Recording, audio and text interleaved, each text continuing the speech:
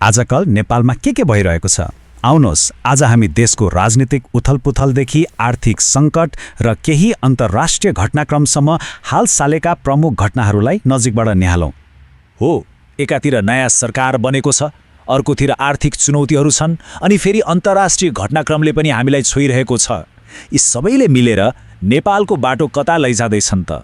ल आउनुहोस् यसैको गहिराइमा पसौँ। सबैभन्दा पहिले सुरु गरौँ राजनीतिको कुराबाट।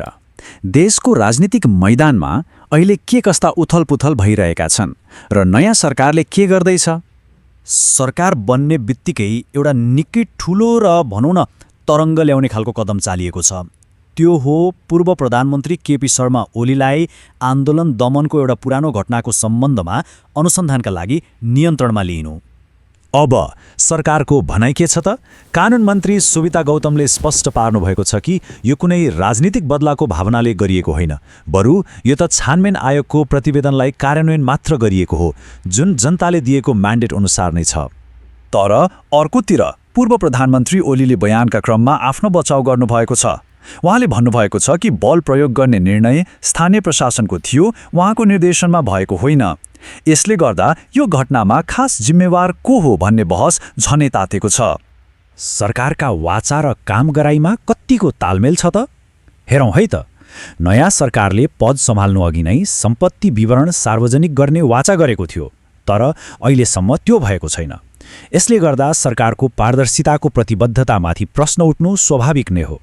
राजनीतिक मैदानमा अरू पनि केही महत्त्वपूर्ण कुराहरू भएका छन्, जस्तै सत्ताधारी दलबाट डीपी अर्याल सभामुखमा निर्विरोध चुनिनु भएको छ, अनि प्रमुख प्रतिपक्षी दल नेकपा एमाले नयाँ प्रधानमन्त्रीलाई बधाई पनि दिएको छ। तर यी सब भए पनि सरकारले गर्नुपर्ने ठूला नीतिगत कामहरूले भने अझै गति लिन सकेका छैनन्। ल अब राजनीतिलाई एकछिन थाती राखेर देशभित्रका अरू जल्दाबल्दा समस्याहरूतर्फ लागौँ। खास गरी आर्थिक र स्वास्थ्य क्षेत्रमा अहिले के भइरहेको छ? संसारभरि नै तेलको भाव आकाशिएको छ र त्यसको सिधा असर नेपाल आयल निगममा परेको छ। निगम अहिले यति ठुलो आर्थिक सङ्कटमा छ कि देशको पुरै सप्लाई चेन अर्थात् इन्धन आपूर्ति प्रणाली नै जोखिममा पर्न सक्ने अवस्था आएको छ। यो सङ्कट कति गहिरो छ भन्ने कुरा यो आँकडाले देखाउँछ। हेर्नुहोस् त, हरेक 15 दिनमा 11 अर्ब रुपियाँको घाटा। सोच्नुहोस् त, यो कति ठुलो रकम हो। यो अवस्था साँच्चै नै चिन्ताजनक छ। अनि यो घाटाको असर कहाँ पर्छ त? सिधै हामी सबैको दैनिकीमा। काठमाडौँमा डिजलको भाव प्रति लिटर 182 रुपियाँ पुगिसक्यो। यसले ढुवानीदेखि लिएर हरेक कुरा महँगो बनाएको छ, जसको मार आम उपभोक्तालाई परिरहेको छ। एकातिर यो आर्थिक चाप छँदैछ, अर्कोतिर एउटा स्वास्थ्य आपतकाल पनि आइलागेको छ। पूर्वी नेपालको कोशी प्रदेशका 3वटा जिल्लामा बर्ड फ्लूको सङ्क्रमण एकदमै तीव्र गतिमा फैलिरहेको खबर छ। यो भाइरसलाई फैलिन नदिन अहिलेसम्म झन्डै 85,000 कुखुरा नष्ट गरिसकिएको छ। यसले गर्दा दर्जनौं किसानहरूले ठूलो नोक्सानी बेर्नु परेको छ र पोल्ट्री व्यवसाय नै सङ्कटमा परेको छ। अब देश बाहिरका केही खबरहरूतर्फ लागौँ, जहाँ विभिन्न अन्तर्राष्ट्रिय घटनाहरूले नेपाली नागरिकहरू पनि प्रभावित भएका छन्। संयुक्त अरब इमिरेट्स अर्थात् UAE को राजधानी अबुधाबीमा एउटा अप्रत्याशित घटना भयो। त्यहाँ एउटा ड्रोन र मिसाइल आक्रमणलाई विफल पार्ने क्रममा खसेको टुक्राले लागेर 7 जना नेपाली नागरिक घाइते हुनुभएको छ। घाइतेहरूमध्ये 6 जनालाई सामान्यदेखि मध्यम चोटपटक लागेको छ भने 1 जनाको अवस्था चाहिँ अलि गम्भीर छ।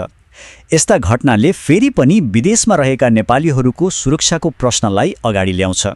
मध्यपूर्वमै अर्को खबर छ। परराष्ट्र मन्त्रालयले इरानको जेलमा अमृत झा नामका एक नेपाली नागरिक रहेको पुष्टि गरेको छ। उहाँ सकुशल हुनुहुन्छ र कानुनी प्रक्रिया अघि बढिरहेको जानकारी आएको छ। ल अब फेरि देशभित्रै फर्कौँ। यहाँ पनि केही चर्चित व्यक्तिहरू कानुनी अनुसन्धानको दायरामा तानिएका छन् र यसले सार्वजनिक वृत्तमा ठूलो चर्चा पाएको छ। पहिलो घटनामा चर्चित कलाकार सागर लम्साल, जसलाई हामी बले भनेर पनि चिन्छौँ, उहाँमाथि अमेरिकामा बस्ने एक महिलाले बलात्कारको गम्भीर आरोप लगाएकी छिन्। यो आरोप सामाजिक सञ्जाल मार्फत सार्वजनिक भएको हो। आरोप लगाउने महिलाको यो भनाइले उहाँको व्यक्तिगत पीडा त देखाउँछ नै, साथै यसले समाजमा विश्वास, शक्ति र सम्बन्धको बारेमा एउटा ठूलो बहस पनि सुरु गराएको छ। त्यस्तै अर्को एउटा ठूलो मामिलामा देशकै एक प्रतिष्ठित व्यापारिक समूह शङ्कर ग्रुपका अध्यक्ष शङ्कर अग्रवाललाई सम्पत्ति शुद्धिकरणको आरोपमा पक्राउ गरिएको छ। यो पनि निकै चर्चाको विषय बनेको छ। उहाँमाथि लगाइएका आरोपहरू पनि गम्भीर छन्, जस्तै कि पब्लिक कम्पनीको पैसा दुरुपयोग गरेको, शेयर बजारमा गैर कानुनी रूपमा चलखेल गरेको अनि बीमा र जलविद्युत क्षेत्रमा पनि अनुचित प्रभाव पारेको। यस विषयमा अहिले अनुसन्धान चलिरहेको छ। यी सबै घटनाहरूलाई एकै ठाउँमा राखेर हेर्दा के देखिन्छ भने देशमा नयाँ नेतृत्व त आएको छ, तर चुनौतीहरू उही पुराना र जटिल छन्। एकातिर राजनैतिक खिचातानी छ, अर्कोतिर आर्थिक सङ्कट अनि सार्वजनिक व्यक्तित्वहरूमाथिको विश्वास पनि डगमगाएको छ। यस्तो अवस्थामा नेपालको अबको यात्रा कस्तो होला, यो साँच्चै नै सोच्नुपर्ने प्रश्न हो।